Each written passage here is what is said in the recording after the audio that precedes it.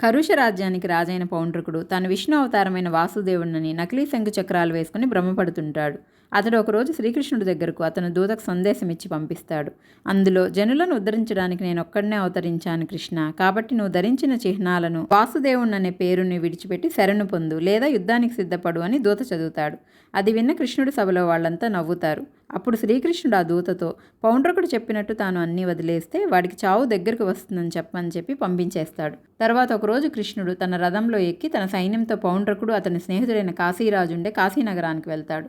అప్పుడు పౌండ్రకుడు 2 అక్షౌహిణుల సైన్యంతో, కాశీరాజు 3 అక్షౌహిణుల సైన్యంతో కృష్ణుడికి ఎదురొస్తారు. అచ్చు శ్రీకృష్ణుడు శంకు చక్రాలు, ఖడ్గం, ధనుస్సు, పూలమాలలు, పీతంబర వస్త్రాన్ని వేసుకుని ఉన్న పౌండ్రకుడిని చూసి కృష్ణుడు పెద్దగా నవ్వుతూ, నన్ను ఆయుధాలు వదలమన్నావు కాబట్టి ఇవి నీ మీదకే వదులుతున్నానని శ్రీకృష్ణుడు గద, ఖడ్గం, బాణాలను వదులుతాడు. వాటి వలన శత్రువుల రథాలు, గుర్రాలు, ఏనుగులు నాశనం అయిపోతాయి.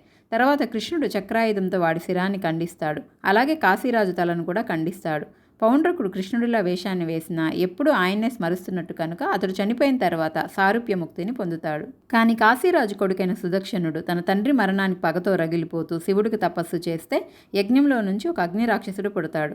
తాటి చెట్టులా పొడవైన కాళ్లతో అతడు ప్రమదగణాలతో కలిసి ద్వారక వైపు పరుగులు పెడుతుంటే దానికి భూమి అంతా కంపించేస్తుంటుంది. అప్పుడు పాచికలాడుతూ వినోదంలో ఉన్న కృష్ణుడు ద్వారక వాసులను ఏమీ భయపడవద్దని చెప్పి సుదర్శన చక్రాన్ని వదులుతాడు. కోటి సూర్యుల కాంతులతో వెలిగిపోతూ ఆ చక్రం తేజస్సును చూడలేక అగ్ని రాక్షసుడు వెనక్కి తిరిగి కాశీనగరం వైపు వెళ్తుంటాడు. చక్రం కూడా ఆ రాక్షసుడు వెనకాలే తరుముకుంటూ వెళ్తూ ఉంటుంది.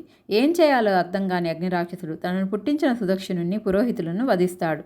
అక్కడే ఉన్న సుదర్శన చక్రం వారణాసినంతా ధ్వంసం చేస్తే మొత్తం బూడిదగా మారిపోయిన తర్వాత మళ్ళీ ద్వారకకు తిరిగి వచ్చి శ్రీకృష్ణుడిని చేరుకుంటుంది. ఈ కథ విన్న వాళ్ళు అన్ని పాపాల నుంచి విముక్తులవుతారని భాగవతం చెప్తుంది.